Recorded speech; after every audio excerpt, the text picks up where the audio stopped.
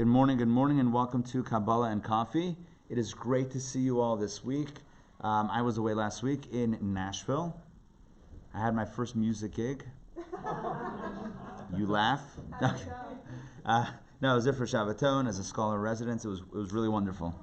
They had the Country Boys music Saturday night, and I gave a talk on astrology and Judaism and Kabbalah. Good times were had by all, but it's great to be back with you studying Kabbalah here on Sunday morning. So, okay, let's pass these around. I want to start by referencing a verse that is so incredible. Please take and pass. Please take and... Yes, if you have... Chapter 6, yeah. Chapter Roman numeral VI. Yeah, chapter 6. Okay, there's a verse that says, Ner Hashem Nishmat Adam, which means the candle of God is the soul of the human being. Which means, if you want to reverse it and do it the way we would probably do it in straightforward English, we would say that the human soul is a candle or a lamp of God. So there's something about the soul and fire that has a comparison. There's a similarity between the soul and fire. If you've ever been to synagogue and watched people pray, you may have noticed something interesting. And that is, there's a lot of movement. You ever notice this? Yeah? You ever notice this? This? What do we call this in Yiddish? Davening. Well, no, davening, but what's the movement called? Shuckling. Yeah. Yeah, Elvis sang about this. Amal shuckled up, do. No? All right. I told you about my music gig in Tennessee. Hold on, he was from Memphis, I want to say? Not Nashville. All right. It's close. I heard he was Jewish. I'm hearing so many different things. I heard somebody told me his mother's Jewish. I don't know. All I know is that if you switch around the letters of his name, Elvis, it spells the word lives. Lives. Anyway, moving along. This is not the Kabbalah of Elvis. But it could be, but it's not. So, shuckling. Yeah, you ever see people? Yeah, there's like, if you sit down, there's this movement. If you're standing up, there's this movement. Yeah. There's this movement, the oscillating fan movement. Yeah, you've seen this one. People are davening their midah, they put their feet together, they go like this. Yeah, all you have to do is like pick up the top and it stops. You push it down and it oscillates again. Okay, so you get it. You're getting it, right? So why do we shuckle? So many different answers have been given. I've seen some wonderful answers, including back in the day, they only had one book for everyone to study from.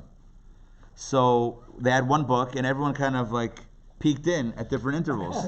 And, it's like, oh, I got it. Oh, you got it. It's like, just imagine pigeons. Right? But that doesn't really explain why prayer became associated with the shuckling. That would be more of Torah study with shuckling, which is also a reality. But there are other reasons that are given. And the Kabbalistic reason that's given, the mystical reason that's given is, by the way, do you know why we say tsugazut when we sneeze? Yes. Why? Why do we say, what does tsugazut mean? To health and to life, etc. Why do we say, you know why? Because your soul's supposed to leave, right? Because back in the day, people passed away when they sneezed. People didn't sneeze otherwise. People didn't live in Atlanta with pollen. This is before Atlanta.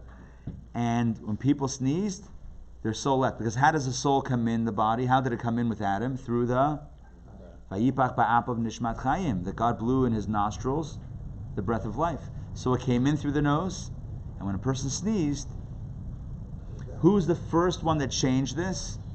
Jacob, our patriarch Jacob. He's the first person in Torah that it says about him that he got ill, he got sick, before he passed away.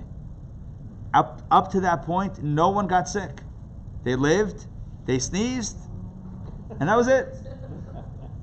Jacob said to God, he actually complained to God. He said, it's not right. People have to get their affairs together. They have to get. There should be a time to where there's warning, health slowly declines, so that there's this ability to kind of put everything together and instruct the family, etc. So he asked for a different model, and indeed he gets sick. This was last week's Torah portion. He gets sick and he instructs his children, and then he passes away. And so that's when, historically, according to Jewish tradition, when this begins. So that's why until today we say when somebody sneezes, not only God bless, but also zu gesund, to life and long years, huh? I say bravo. Bravo. Because it's a big accomplishment to sneeze. It usually feels good too. Yeah, right. Congratulations. You're still alive. So, yeah, that's a little bit about sneezing. The Kabbalah of the sneeze. But getting back to this idea, Whatever happened to Gesundheit? Gesundheit, also. Gesundheit, yeah. Gesundheit means to gesund, to health, to good health. Okay, so the soul is likened to fire. Because the soul is likened to fire. And what does a fire do when you light a fire? We're all roads lead to Rome, right? We're getting there. So a fire flickers, a flame flickers. You light a candle, and it's flickering, it's moving. So like the flame that flickers, the soul also has a constant movement of flickering. Why the flickering? What does it mean? So Kabbalah explains. Why does the flame flicker? Because it's constantly restless. It doesn't want to be where it is. I know I said this at a recent class. Fire is the only element in existence that doesn't want to exist. It's the most restless of entities in the natural universe. Its nature is to not want to exist, and in fact, its nature is to make everything else also not exist. It wants to undo itself and undo everything else around it. Good morning. Morning. See you guys. Yeah, fire by nature is restless. It doesn't want to be.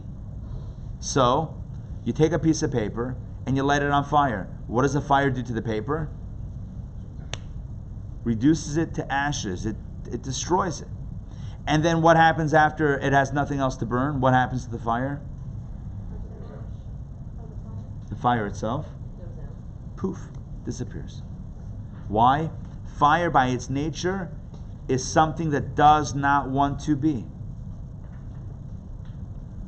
We almost force fire into being by associating with it a wick and fuel.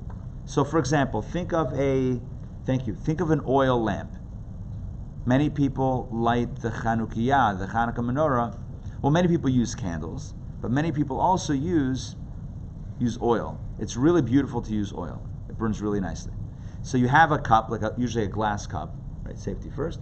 Glass cup, and you fill it up with olive oil, and then you have a wick, and then you light the wick, and now it burns for a few hours.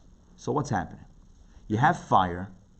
Fire, left to its own devices, would burn whatever it's attached to, and be done with that, and be done with itself.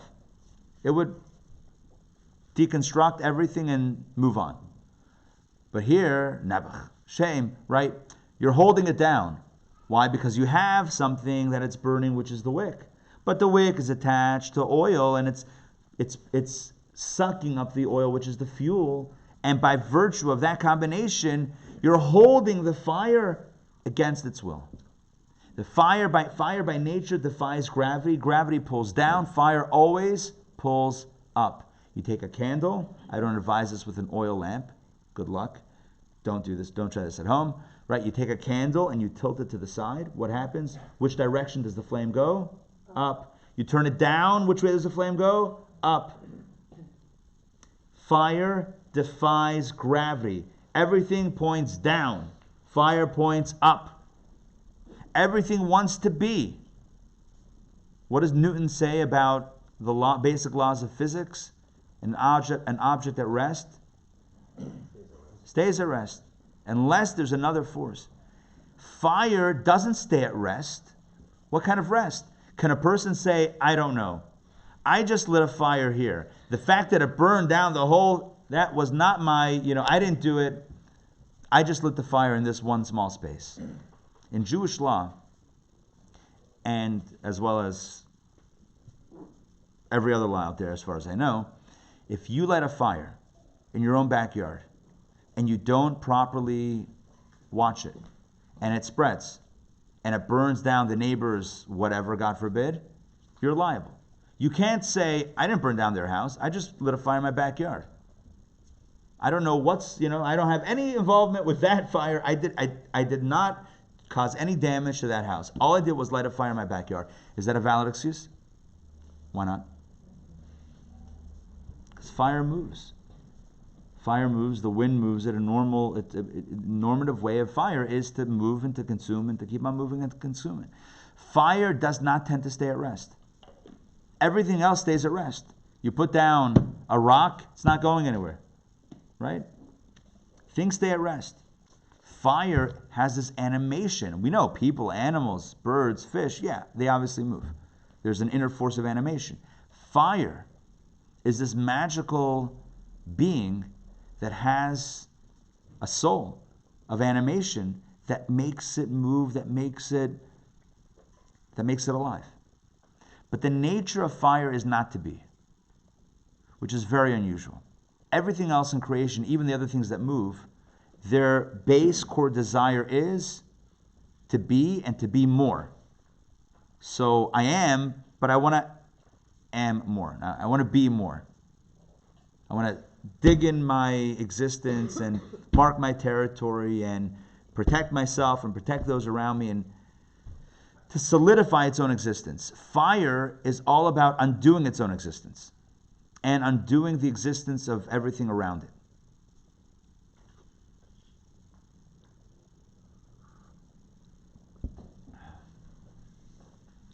So fire is always flickering. Fire, by its nature, has a tension because it wants to go up, but the wick or whatever is holding on to it is pulling it down. So there's a force that's pulling it down, but its own nature is to be pulled up, and so now you have this flickering, down and up and down and up, and that's the flame. It's the flickering fire that we see. Why does it want to go up? So Kabbalah says because the spiritual source of fire, which is not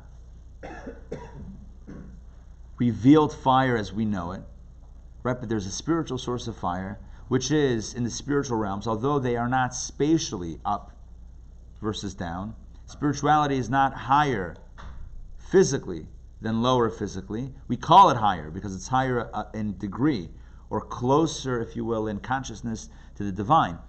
But symbolizing its higher source, it always tends higher. So the verse says, Ner Hashem, or Ner Havaya Nishmat Adam. The soul of Havaya,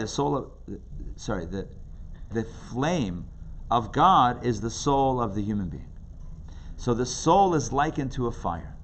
So in the book of Tanya, the Alter Rebbe, the founder of Chabad, explains that just like fire always seeks to go back to its source, the nature of the soul is to return to its source. The soul always wants to undo its material existence or the hold of the body on the soul and to return back to its source. That's what it wants. So you can imagine that life, which is the product of soul in body, life is filled with tension. Because the body is trying to schlep the soul down or to keep the soul. And what does the soul want? All it wants is to be undone, to undo itself. So gesund. We call this experience ratzai, or ratzo. If you want to write it in English, it's Ratzo. It's almost like matzo. You ever see the old school boxes? Matzo. All right, but ratzo with an R. Matzo with an R. So it's ratzai. Ratzo means running. There's a verse that I wrote in the email, and my apologies about the late email, but thank God it was a busy weekend, but I'm glad that you all are here and got the email. So there's a verse that says that the chayot, the living creatures, Aratzai v'shuv, are running and returning like flashes of lightning. Very mysterious from the prophecy of Ezekiel. He sees the chariot, he sees these mystical creatures.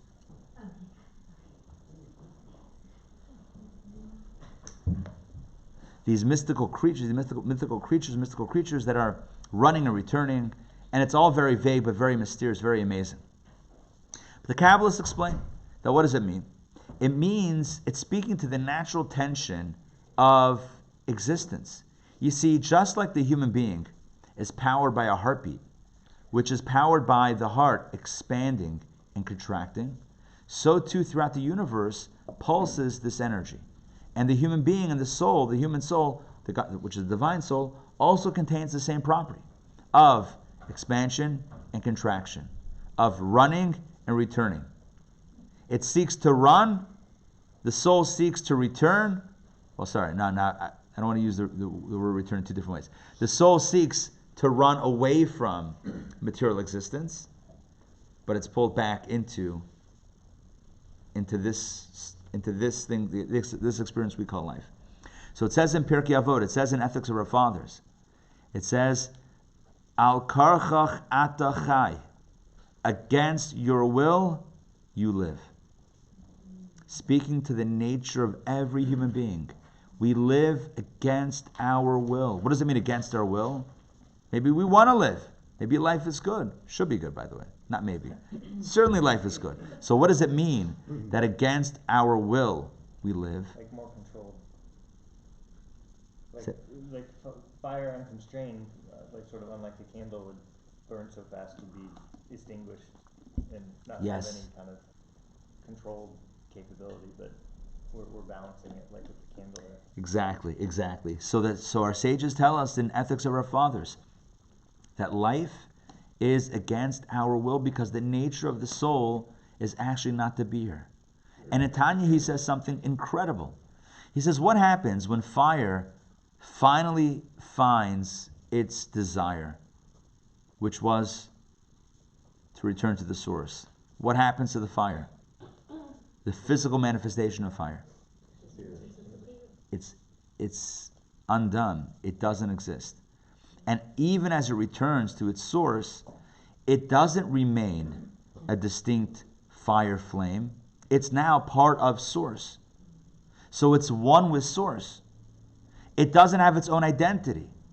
But do you think it cares? Of course not. It doesn't want to self-exist or to exist as an independent being with its own identity. It only wants source. It doesn't want to be. It just wants to be part of something greater than itself. But not really part of something greater. It just wants the something greater. It doesn't even want to be a part of that. It wants to undo its own being. That's why fire is so mysterious. And that's why it's so unique. Because there's nothing else in existence that has the same desire to not be. Left to its own devices, fire will not be. It'll burn everything down until there's nothing else, and then finally it will get what it wants, which is to not be. That's all it wants. If you understand fire, you understand that it's trying to get away from everything. And it's trying to get everything out of its way as quickly as possible. So if it's attached to something, let me get rid of this. And then it finds itself onto the next, until it burns up everything, and finally it can have what it wants, which is nothingness, non-being. The nature of fire is not to be, which is wild. Because usually the nature of a thing is to be that thing and to want to be that thing more, to feed its own existence. Fire is, you can't even call it a virtue of selflessness. It's not even conscious. It's not even a conscious choice. It's natural to the existence. The programming of everything in nature is to be. The programming of fire is not to be. Fire doesn't want to be. It doesn't want to be, or I'm wondering if it doesn't want to be in the form that it is, or it doesn't want to be... Correct. It wants to be back in source where it's not, but it's not it. In source, it's not it. All there is source. That's what I'm saying. It's not even, it's going to be part of the source. All you'll have is source. You won't even have this source plus one. Which is It's- kind of the more, Yeah. its existence in that way. So it's a, if we think about existence as in this body, so it wants, its real nature is existence, but not in a confined or being. It wants to go back. Well, if we're talking about the soul, it wants to return to its source with a capital S, which is the infinite. It doesn't want to exist in a separate space. Is there something that fire's like goal is to release energy? Like that's sort of really what it is on a chemical nature. So let me talk. We're going to get there in a second about the flip side of it. Are we then going to, is there a point at which you're talking about then, it seems that if that's the true nature of fire, then water is here to try to extinguish. I mean, it sets up a tension between the existence. Yeah, the nature of water is the opposite. Water seeks always the lowest point. If there's a hole in a cup, the water's not going to stay in the cup. The water won't say, you know what, I'm okay. There's a hole, we don't need to go there. It's fine. I'm comfortable in the cup. Water by nature has to go down. It has to. It doesn't have a choice to remain where it is. A solid can stay, ish, sort of, at least in this example, right? A frozen ice in the cup, you poke a hole in it, it's going to stay. But when it's liquid, it's a different story. When it's liquid, it doesn't have a choice but to go down. Fire doesn't have a choice but to go up. Yeah. The water destroys the fire. And fire can also evaporate the water. They both undo each other, right? We talked about fire and water a few weeks ago, how they're, at least on the surface, complete opposites.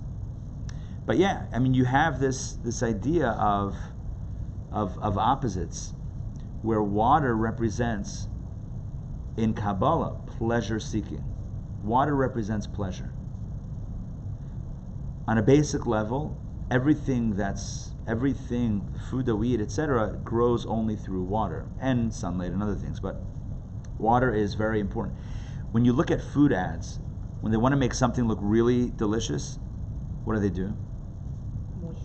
Yes, you have like a tomato, right, with water droplets on it, right? You have whatever it is. It's something that looks, yeah. So there's water, right? Water makes things look more exciting.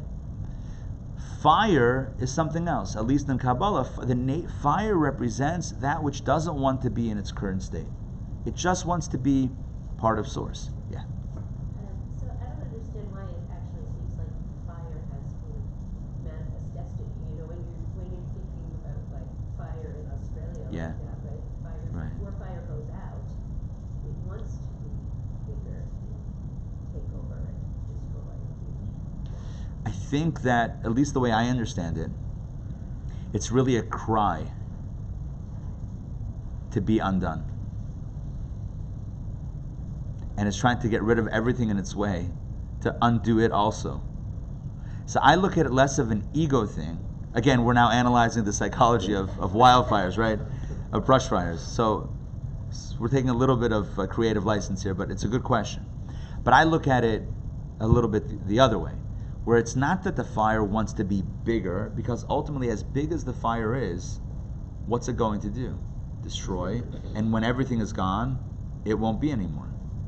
So fire, I don't know that it's seeking to be bigger. I think that it's seeking to get out. It doesn't know how to get out other than destroying everything. So it's taking everything in its way. But it looks at reality as not being the ultimate. Sorry. It looks at lower reality as not being the ultimate. So its nature for itself and the way it sees everything else is to be undone. It wants to be undone and to undo everything else. It's all about deconstruction of self and deconstruction of others. Anything in its way. The anti-blob. Huh? It's the anti-blob. The anti-blob. Yes. Now, something interesting, just a very interesting halachic analysis, Jewish legal analysis of fire. So, there's a tradition to light Shabbat candles on the eve of Shabbat. It's one of the mitzvot. It's not a biblical commandment, although biblical figures lit the Shabbat candles. It's a rabbinic mitzvah. But it's a beautiful mitzvah, and the tradition has evolved that typically women have taken on this mitzvah. And again, the commandment is that before, usually 18 minutes before sunset on Friday night, we light candles, one or two, or maybe some people will light one for each member of the family. Light candles, say a blessing to usher in the Sabbath, and the candles remain lit as long as they're lit. Now, because it's Shabbat, we don't want to put out the candles, which creates a very nice Jewish invention, which are candle holders. When I say candle, I don't mean candlesticks. I mean foil candle holders. With water. Sometimes with water, but you can just put the candles inside, and that way when the candle burns down, everything's safe and whatever. I don't know of anyone else. I mean, I guess it would also be useful for dripping, but typically people don't burn candles all the way down. They put them out at some point. But Shabbat candles, because we don't want to extinguish fire on the Sabbath, so we let them burn. So it's very interesting. The halachists discuss this in the Talmud and in the commentaries on the Talmud. So when it comes to liability with regards to fire, as I mentioned before, if somebody lights a fire in their own backyard, let's say they light a bonfire, right, and they just leave it unattended, and they go away, and that's it. And then the fire keeps on spreading and burns down the neighbor's house. God forbid, right? Let's say that happens. So is person A, the fire lighter, we'll call him an arsonist, Yankel, right? I'm looking at you. No. I wasn't, no, God forbid. No, I was just looking for the name that we always have fun with. Yankel, right? So Yankel is lighting the fire. He doesn't watch it, and it burns down, God forbid, the neighbor's house. Ay, what a tragedy, right? So what happens liability-wise? He's the arsonist. He's liable, right? He didn't, maybe it wasn't maliciously intended, but there's certainly negligence there, and he's liable for the fire and for whatever it does. Okay. So what happens is the Jewish law sees it as though this person is lighting every inch of the fire, right? As long as the fire is burning, it's this person who's doing the lighting. You with me? Yeah? Because the person could otherwise say, listen, at 5 p.m., I lit the bonfire. At 10 p.m., it burned down the neighbor's house. I wasn't there. I drove to, on vacation. I went to Florida. I wasn't even in the same state. How could I be liable for it? I wasn't around. But we say, no, of course you're liable for it because although you lit it only at 5 p.m., it's like you're lighting it every inch, every step of the way. It's like you're lighting it. Which then begs the question, on Shabbat, when we light Shabbat candles, before Shabbat, so we know one of the things that we're not meant to do on Shabbat is lighting fire. So we light it before Shabbat, but if fire, as long as it burns, is always attributed to the person who's lighting it, so the halachic, the legal question is, are you with me on the question before I asked it? Then the question is, if it's like you're lighting it at every moment, so you're lighting essentially a candle on Shabbat. So how does that work? Huh? It's not progressing like the wildfire in your backyard. It is. It's burning down. Let's say if you have a candle. It doesn't matter. As every inch that it burns, that consumption, it's consuming something, right? That consumption is your action. Again, if you say you're only liable for the first burning, right, for Shabbat, so I only lit it 18 minutes before sunset, I didn't light it on Shabbat, I lit it before. If you can use that excuse, or if that works there, then it should also work regarding torts and damages, regarding arson, right? I just lit it here, don't tell me what it did there, I just lit the fuse. Right? I didn't do that. I just lit this over here. I don't know what's going to happen later. That's not me. Of course we don't say that. You're liable, right? Because once you started, everything that happens is you. If that's the case, then as the candle burns, the Shabbat candles burn, we should say the same thing. That every second, every moment that the Shabbat candles are burning, you're doing the lighting. You're lighting it now on Shabbat. To which the halachas respond and clarify, yes, it's like you're doing it, but it's everything that's going to happen that you're doing is retroactively included in the original act of lighting the fire. Are you with me on this? You did everything, but everything that you did and will do with this fire as it continues to burn is included in that first moment. So you're doing it, but it's like it was already done in that first moment. Yes? Sort of? That sounds like legalese. Yes, it is. Yes, it is. But it's interesting, because what it means is that when a person recklessly lights that bonfire in their backyard, and it, God forbid, spreads and burns down someone else's property, right? So they're liable. The entire liability is contained in the original action. Now, you don't know what it's going to do until it unfolds, but once it unfolds, what it means is the entire liability happened the very first moment. You were already liable when you lit it, because when you lit it, it already had the entire potential contained within it. The same thing is true with Shabbat candles. So as it'll burn for 2 hours, fantastic. Or for an hour and a half, whatever it is, wonderful, depending on the size of the candles, right? So all of that, subsequent burning, which you're doing, is all included in that first action, which is before Shabbat. That's why it's kosher. Now, moving back to the soul. The soul is likened to a fire, which means that the soul has one desire, and that is to not be. The soul doesn't want to be. It would much rather not exist. As the Alter Rebbe says in Tanya, the founder of Chabad says in the book of Tanya, he says that the soul's entire desire is to undo itself to the point, not just that it returns to its source, but that it doesn't exist anymore. Like we said regarding fire. Not that it should be back in the source, but back in the source, there's no it. There's no I. There's no discernible, distinct soul as it is in this manifestation in the body. So as it's manifested in the body, so everyone has a soul, and everyone's soul is unique to them. And it's distinguishable, not extinguishable. We can distinguish one from the other. My soul, your soul. They come from the same source, they may share the same DNA, but it's my soul and your soul. But the soul itself doesn't want to be. It wants to go back to its source, and in its source, it's not even a soul. It's not a soul. It's just source. That's what it wants. It wants to not be. So what happens? What happens is the body schleps it down. And the body pulls it into being as long as the body is healthy enough to pull it, it pulls it. When the body becomes weakened to the point that it can no longer pull, create that kind of vacuum seal, if you will, with the soul, right? When the body becomes compromised, weakened, then at some point it no longer can hold the soul, and what happens? The soul returns to its source. So our sages say, Al karcha chatachai, against your will you live. Life, which is really a product of the soul giving the body life, life is against the will of the soul. The soul wants to not enliven the body. The soul wants to go back to source and to undo itself. That's what it wants, like fire. Against its will, it's pulled down into the body. Make sense? Yeah. Yeah, I mean, I've never witnessed this, but I've heard that there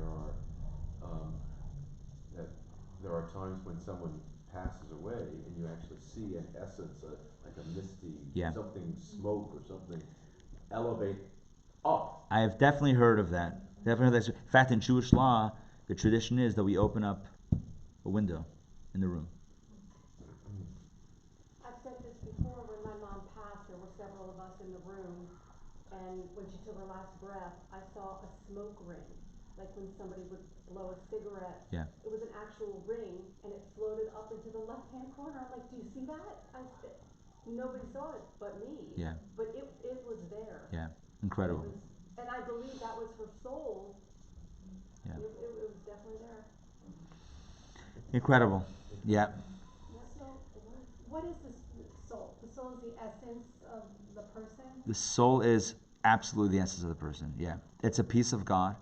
when I say at peace. It's divine, it's godly, and it, as long as it's being pulled down, right? Think of a, I don't know, a good example. Think of like a vacuum, like not like a Hoover or a Dyson, or maybe also. But I don't know why I'm thinking of a syringe. I don't know. That's a weird thing, but it's like in my head, right? You pull, right? You pull. You're creating this vacuum pull, and you're pulling up something. So it's kind of like the body is pulling the soul as long as it can, as long as it's physically able. And at a certain point, it lets go, and the soul returns. As long as we're alive, the soul maintains its nature. The soul doesn't lose its desire. Its desire is to not be here. So besides what I just said, which is the essence of the person, what does that really mean? The soul? Yeah. What are we talking about? The soul is life. There's no life in the body. The body doesn't have its own life, because you could have a live body and a body that's no longer alive, and the body looks the same. It has the same limbs, all of the same internal organs. Everything is the same. All the physical stuff is the same, but there's no life. So what's missing? So on one level, you can say that the soul is the electricity, the battery pack that makes the body move. That's one part of the soul. Then there's a part of the soul that gives us our emotional life, intellectual life, spiritual desires. There's different dimensions of the soul and what the soul does, different names of the soul. But in general, the soul is life. The body is not life. The body is not life. The body is a container of life. It's like the glove and the hand, right? So somebody puts on the glove, and they're moving around, right? They move their hand, and it seems like the glove is moving. But you take off the glove. There's no longer a hand there. And you put the glove down. It's not wiggling its fingers, right? It doesn't have self-animation. So the soul is what on a basic level animates, moves, enlivens the body. On a deeper level, provides emotional, character, intellectual capabilities, as well as spiritual yearnings. But the soul itself, by its own definition, doesn't want to be here. The soul wants to be part of source and really undo itself. And the miracle of life is that the soul, as long as it's here, is here. That itself is a miracle. So you could look at this and you could say, wow, this represents the selflessness of the soul, or all of this characterizes the selflessness of the soul. The soul's desire to not be here represents its bitul. We used this word before in this class, right? Bitul, there's yesh. Yesh means I, it's ego. Yesh means my existence. And bitul means self-nullification, self-abnegation, selflessness. So yesh is me, bitul is me letting go. So what would we say is the soul? So I think anybody, having heard all of this, would say that what is the greatest expression of the soul letting go? Its desire to let go and to not be here, but to return to its source. That represents the ultimate selflessness, the nature of the soul, which is to not give life to the body, but to return back to its source and to undo itself, to not even be a soul in heaven, but to not even, right, to just be part of source, part of the essence. That represents the bittul of the soul. That ratzo. We would say, hold on. We would say this. You might think this, but I have something else up my sleeve.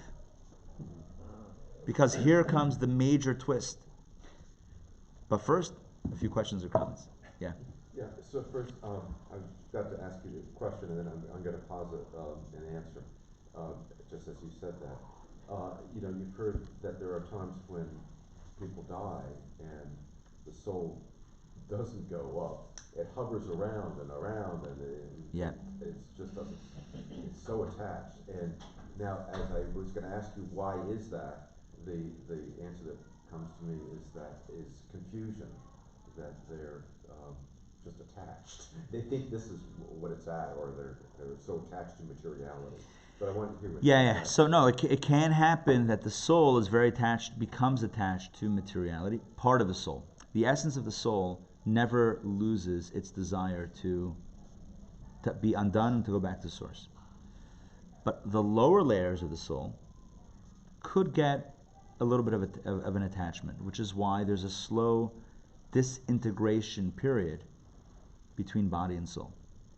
The soul, most immediately upon the separation, still remains somewhat invested and connected. I don't mean physically invested, but I mean tied to that body. But then slowly over time, the lower dimensions of the soul are able to separate out, which is reflected. So that represents pain for the soul, because the soul on the lower level does want to be there, but it's not. So that's why the pain of the soul is reflected in the pain of the mourners, and how over time the mourning, the pain of the loss is lessened. And that's based on the actual reflecting empathetically the pain of the soul in its leaving the body. But that's only the lower levels of the soul. The highest dimensions of the soul don't want to be in the soul.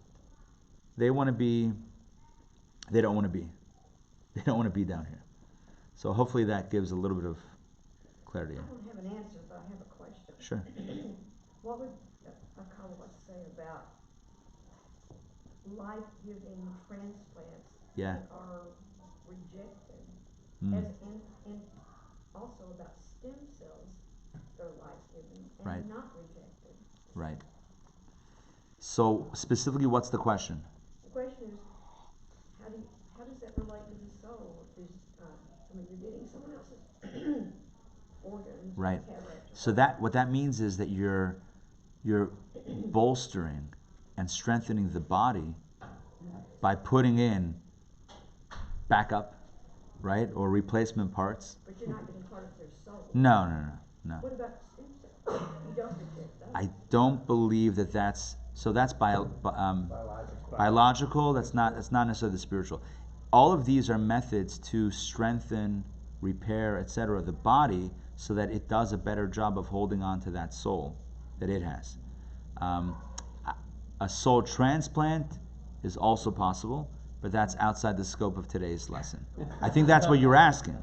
There is a concept of ibur, where one soul can attach to another soul. But that's a whole other topic, and that's a very mysterious topic. That bothers me because I was born the day Adolf Hitler died. So we're going to assume that has nothing to do with anything. But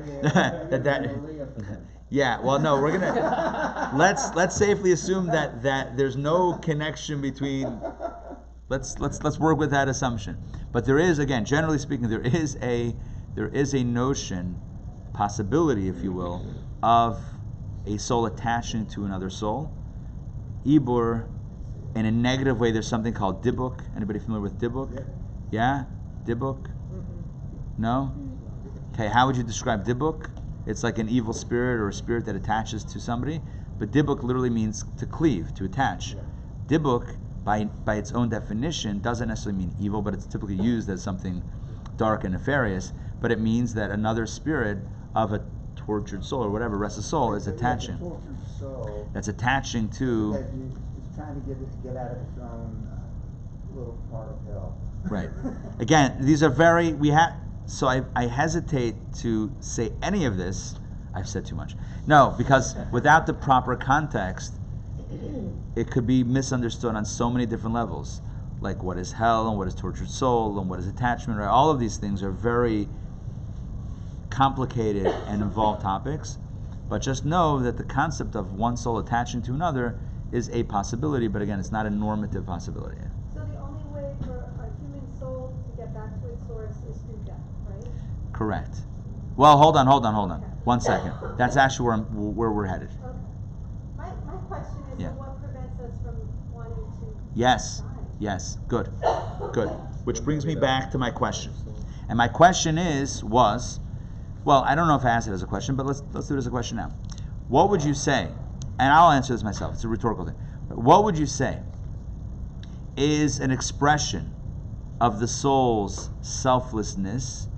You and I would say the fact that it wants to be undone, right? What is the greatest expression of the bitul of the soul? The very nature of the soul, like fire, to not exist. That's bitul, right? If it was ego, if it was all about the soul's ego, it would want to be. I don't want to go back up there where I'm just anonymous and no longer a thing. I want to be here. I want to carve out my own identity in space. That would be an ego-driven soul. A selfless soul would say, I don't want to be. Wouldn't a truly selfless soul want to be because he'd want to help other people? Boom. And that's exactly where I was going. Comes along Kabbalah and Hasidic philosophy and says, if that's your definition of bitul, of selflessness, you got another thing coming.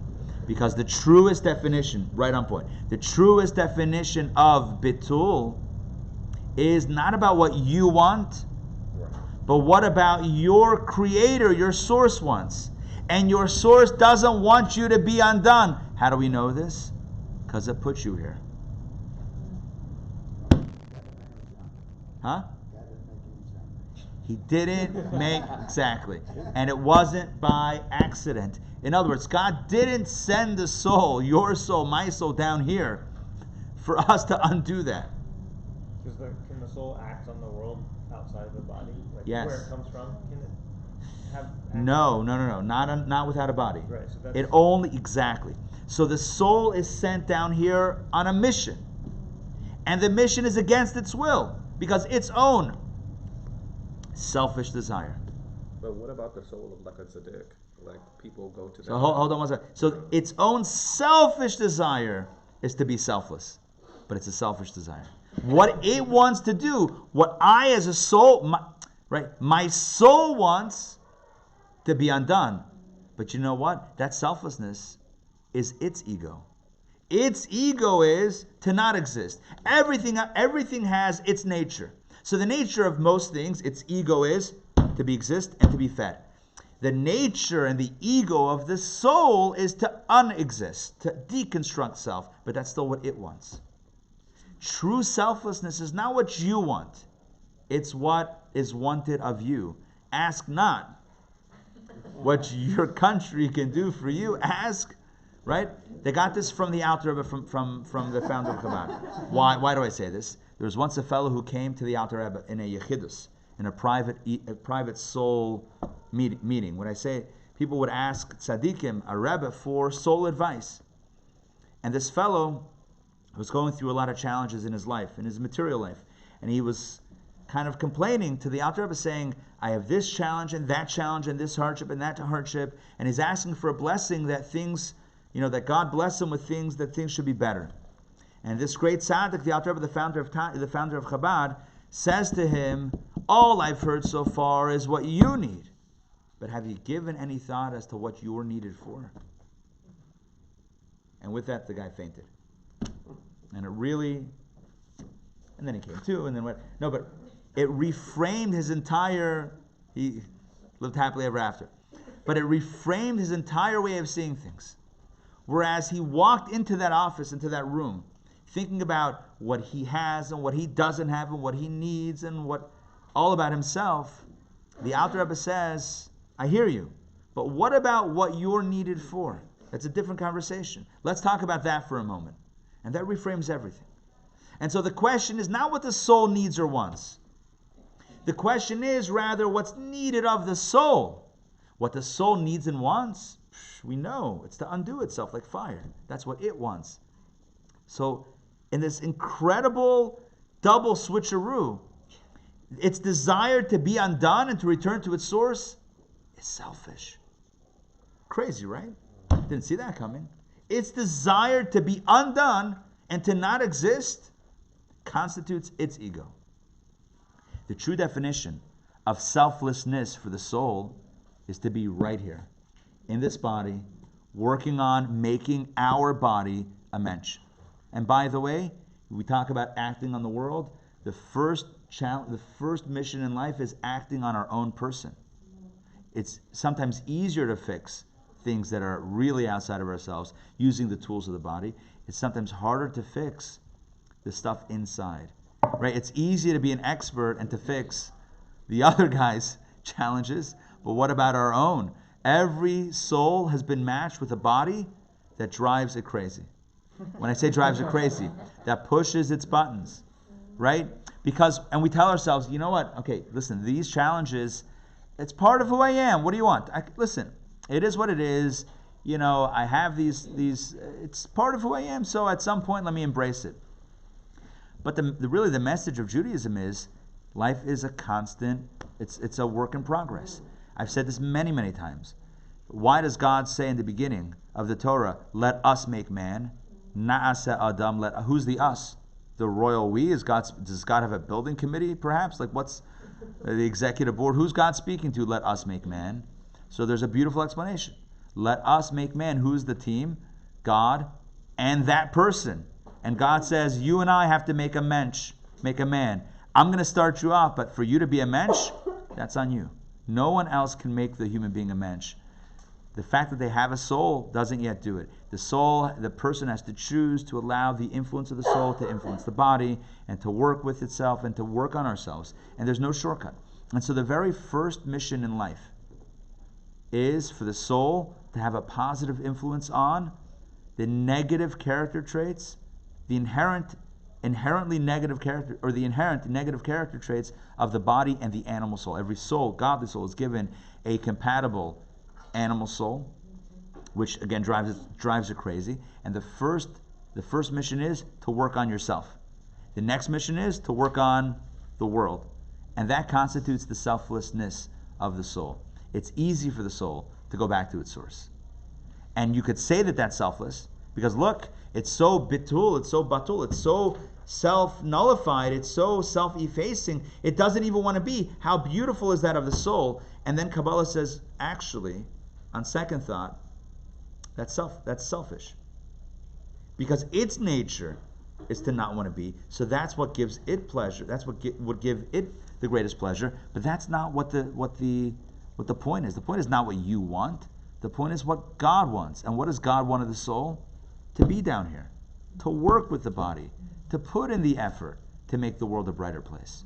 Because at the end of the day, the flame attached to the wick with the oil produces energy. And life is about producing the energy. You see, when you take a flame and you attach it to the wick, and you put the wick in oil, what you're doing is not just schlepping a flame against its will into a wick and holding it there for a few hours. What you're really doing is creating light and warmth in that area. And that's exactly why the soul is here, to create light and warmth within the body and then within the larger world, within the microcosm of the individual and in the macrocosm of the universe. That's why the soul is here. It's not here for itself. It's not put in a maze to then escape. It's put here to be and to accomplish, which is why the very same teaching of our sages in Pirkei Avot says, Al karchach ata chai, against your will you live, V'al karchach ata mate, and against your will you die. Doesn't make sense. If life is against our will, then how could death be against our will? In the beginning, life is against the will of the soul. But once the soul realizes that it's not about itself and what it wants, its deconstruction grand scheme, but it's put here as a soldier on a mission to make this body a mensch and to make this world decent, a good place, then it wants to be here. Not because it wants to be here, but because it knows that the only way to really connect with Source is by doing what God wants. So if you're with your significant other and you're enjoying quality time together, and then they say, hey, can you go? This is like an old school example. Can you go down to the corner and pick up the paper? Who does that? Seriously. It's been decades. But let's say. And then you say, no, I enjoy spending time with you. I don't want to go. I want to stay right here with you. And they're like, no, really. Like, I want like, which is an expression of greater dedication and devotion? To stay there? Thank you. God says, I love you, go there. That's where I need you. I need you there. I need you in that body, in that space, waking up wherever you woke up today. There's a mission for you right there in this life that you're living, that I'm living. Right here, that's what it's all about. So for the soul to say, I hear you, but I really love you, God, and I want to go back to where you are, God's like, no. If you really love me, if you're really selflessly dedicated to me, stay right there. So in the final analysis, the greatest expression of bitul, of this selflessness of the soul, is not deconstructing self and undoing self and becoming part of source, which seems so selfless, but it's staying right where it is, in the body. It's staying independent, or, no, that's not the right word. It's staying as an independent soul with its own distinct. It's staying distinct. That's what is counterintuitively the greatest expression of selflessness, is remaining distinct and doing what God wants of it. So there's two expressions in Ezekiel. The living beings were running and returning. Running means ratzo, means like matzo. Ratzo means, triggering the memory, right? Ratzo means the soul's desire to escape. Shuv means the soul's, desire, but the soul's recognition or recognition, recognizing that it needs to be right here. So the soul's desire to escape is ratzo. Shuv is coming back and realizing I may want to go, but I'm needed right here. So which is a greater example, a greater expression of selflessness? The ratzo or the shuv? The shuv. That's even more selfless than leaving. Aren't they all part of the same action? I mean, because as soon as you got to run, you get some more stuff to bring back. Like if they're going on foraging and bringing the food back. Yeah, and on an energy level, we could say that if the soul never desires to go back to its source, then it's not going to be creating the light here either. It's going to have totally lost its entire sense of identity, right? If it no longer wishes on any level to escape, then down here, it's probably completely desensitized to the point where it's not going to be creating light. It will have just fallen into. Exactly. So you're right. It needs that. You need that stretching, which is what, in order for the return to be a meaningful return. By the way, we find this in the daily schedule, the daily Jewish schedule, where we have in the morning prayer. And what is prayer all about? It's all about the soul connecting with God. It's all about the ratzo. And then we go to work. We pray in the morning, and then we go into the everyday, day-to-day activities. That's the shuv. So you have the ratzo, which is the soul speaking to God and expressing its desire to connect to God. And then it's, okay, back down to earth. What am I going to do? Because I feel close to God. And I desire God's closeness. And then I know that what does God want of me? Ask not what, right? Ask what do I need to do? Then I realize, I need to be here. I need to be doing some amazing things right here in this world. Okay, so with this in mind, with this introduction in mind, let us jump into chapter, what are we up to? Chapter 8? Yes? I feel like we're up to chapter 8, page 15. Did we not finish? We were going to repeat the middle paragraph and then move on. Done. Chapter 7. Okay, thank you. Chapter 7. So let's take a quick step back, and then we're going to take a few steps forward. So a quick step back is that we were talking about splitting something up into pieces in order to put it back together again in a more whole fashion. So you take an idea, which starts off as a singular idea, you break it down into its components, and then you realize how all the different components can actually complement each other, and it's actually connected with one idea. And the same thing is true when you have multiple ideas. You can have ideas that at first glance seem to be opposing ideas, but when you divide them, both ideas, into their components, you realize how, number one, there is unity within the diverse components of the idea, but there's also unity within one idea, between one idea and the other idea, which is an opposite idea, because you've broken it down into its components. So let's now jump right back into chapter 7. Which paragraph? The ability of intellect? Okay. Page 14, middle paragraph. The ability of intellect to dissect any matter into its many components so that apparent opposites can be joined stems from its quality of bitul. So, breaking down an idea into opposite pieces in order to join them, that is an intellectual bitul, letting go. In this spirit, our sages counsel the person should always be pliant like a reed and not hard like a cedar. As we spoke about a few weeks ago, it's always good to be batul, to have bitul, and not be so stuck on your idea that you can't consider someone else's idea, or that there are areas of that idea that actually speak to your ideas, and there's more alike between these two ideas than meets the eye.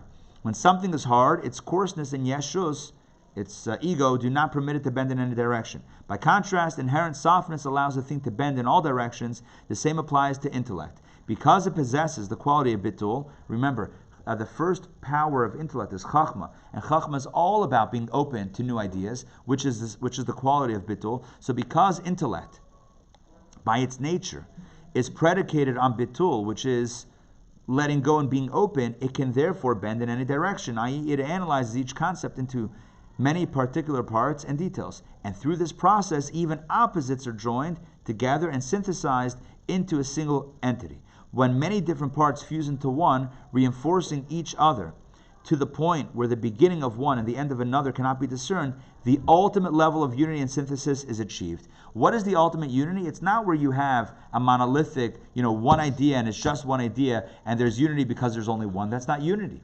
That's singularity. The ultimate form of unity is where you have one idea, then you break it up into many different pieces, and within those pieces there are contradictions, and then you have other ideas that also seem contradictory, but you're able to kind of weave them all together. That's the greatest form of unity, one that's born of diversity. Then each quality, diverse quality, reinforces and benefits from another. Each detail leads to the other. This is true unity, for no opposition exists. What you've done is, as long as there's singularity, you're open to opposition.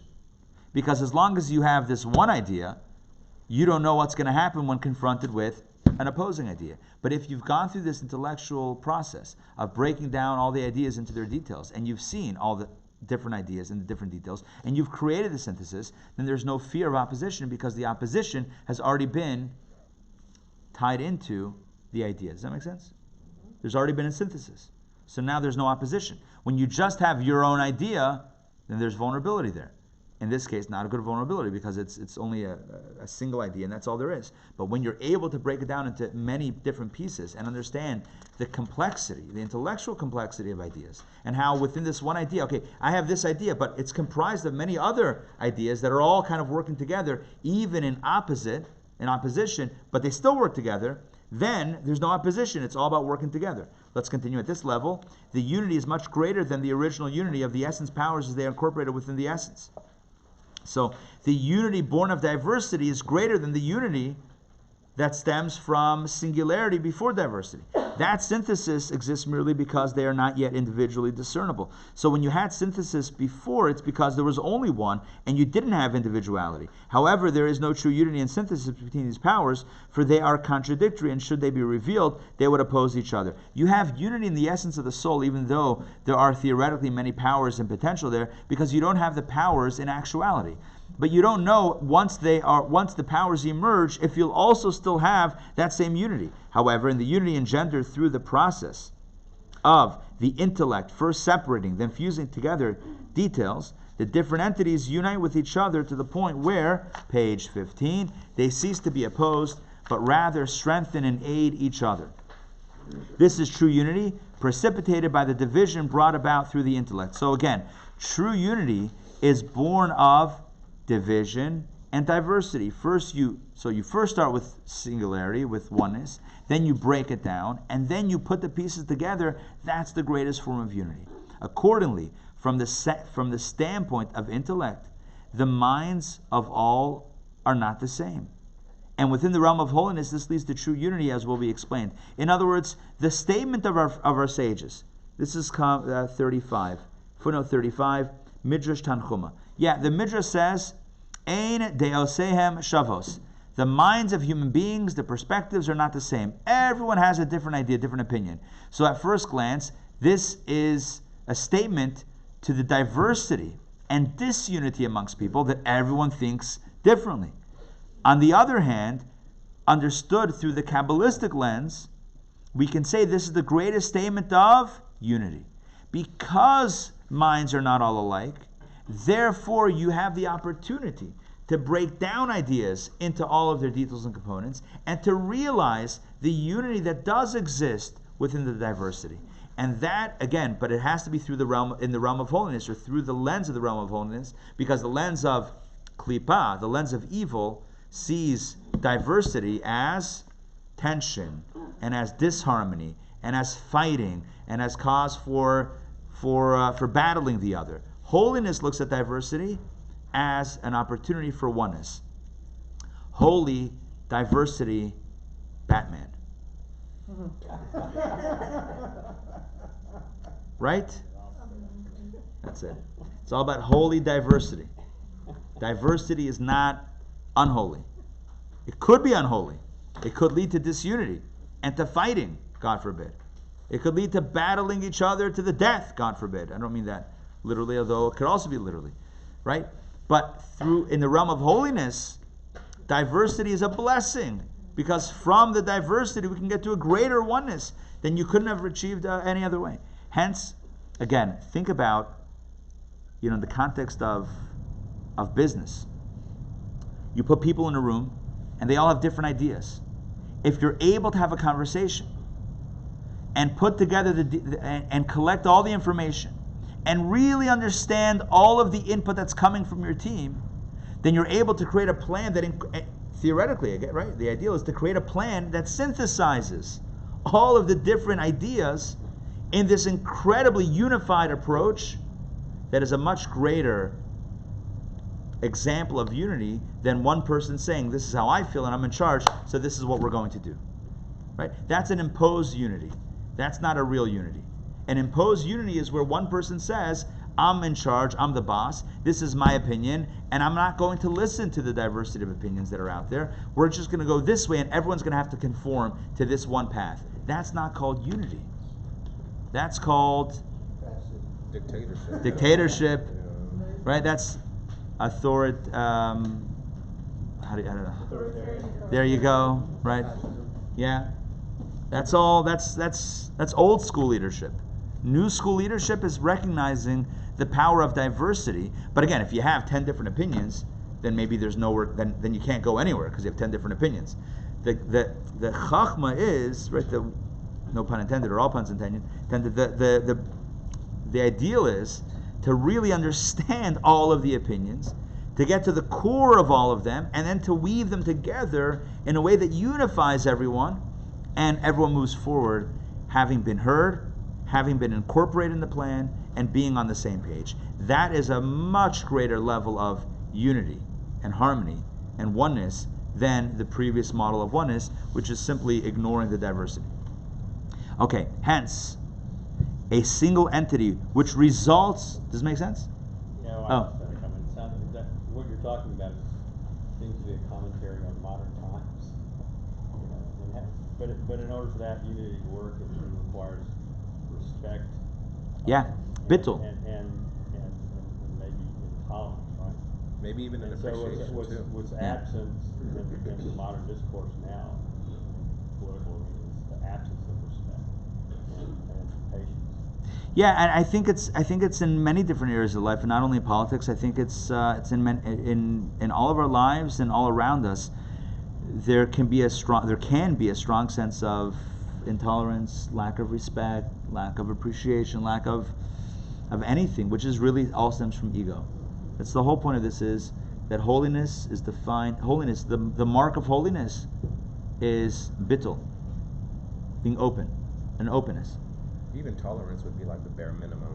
It's bare, yeah. Yeah, I mean, that means I'm okay with it. I'm going to tolerate it. I'm going to tolerate it. Just appreciation would be a much, much higher level, like where you actually like the other thing because it's different. Yeah. You understand it. You appreciate it. Yeah, and it's really like in the book that I wrote on inclusion. So I wrote about the notion of accommodation. Right? We're going to accommodate, a thing. Accommodation is also like tolerance. It's like, we're going to accommodate. It's really not, but we're going to... We're being politically correct. Yeah, but that means that you're really not, but you're going to anyway. You're gonna try. Yeah. You're going to try, because, whatever. But real inclusion is, from the beginning, you look at... I think today, at least within the business world, I think more companies are starting to have these conversations and realizing that the wisdom is not necessarily centrally located. Yeah, it's right? Even in computers, like, things being open source changed everything. Like that BitTel aspect, even in software engineering, that everything used to be proprietary in like the 90s when it came to operating systems and things like that. But as soon as it became open source, it developed at a much faster rate because everybody is kind of interacting and able to kind of input their pieces into making a greater It's system. fantastic. That's a great analogy. Yeah. Excellent. The reason why facial recognition is having problems with the TSA with law enforcement is also because of this lack of diversity, lack of perspective. When the engineering team, QA team are only testing what they know, they're not testing everybody. And therefore people with darker colored skin are not getting registered for the exact same reason. Right. It's just going to take more time for the machine learning, for that to happen. Yeah. And maybe machines will be a little bit more open to each other than human beings are. They are actually egoless. Yeah. Right? That would be a good thing. At least for now. Until they take over. All right, but we'll get... Until Skynet. We have a few years. Hal? No, Hal. Space Out. No. Hal. 2001? Space Out. I think that this is just kind of parenthetical. It could be kind of another conversation. But this is a wonderful way of challenging the notion of measuring intellect. It has been around for way too long, and it was created to try to sort who got to go to school, who didn't go to school, who were privileged and who weren't. But it continues to this day. But the notion of first that minds are all all are not the same, and so on, challenges the fact that you can actually come up with a number that represents what one's intellect is. Right, fantastic.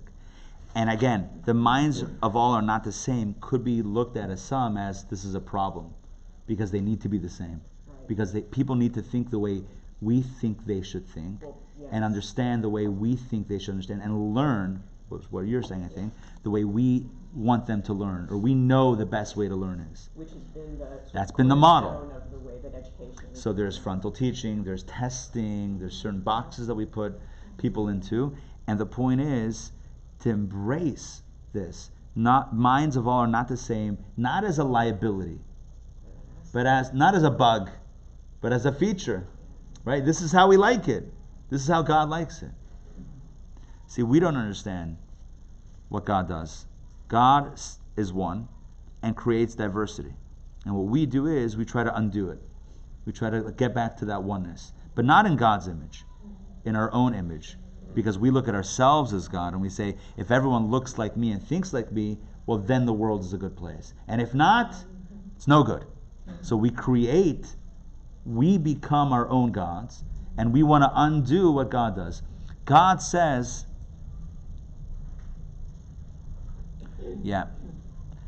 God says, I love diversity. And what do we say? We're intolerant to diversity. And we cite all these lofty ideals. I don't mean we, right? Present company excluded, obviously, but I'm saying human beings throughout time have cited lofty divine truths in justifying the most absurd, and absurd is a really, really benign way to say this, the most horrific type of behavior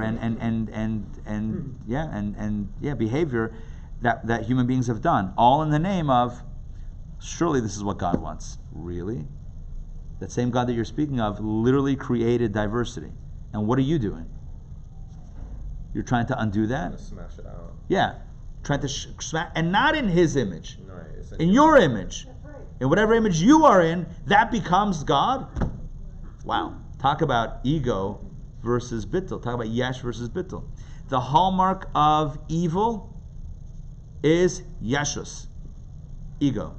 That's the source of it all. All problems Okay, maybe we can come up with a few that aren't. Maybe. I don't know. I'm sure we could still bring it back to ego. All problems that have existed, that exist, are all because of ego. And holiness is marked by bittul, by letting go. Not just letting go, but that self-effacement, self-nullification. Let's continue and finish off this chapter. Hence, 15, a single entity. By the way, I'm not unaware of what just happened in this conversation.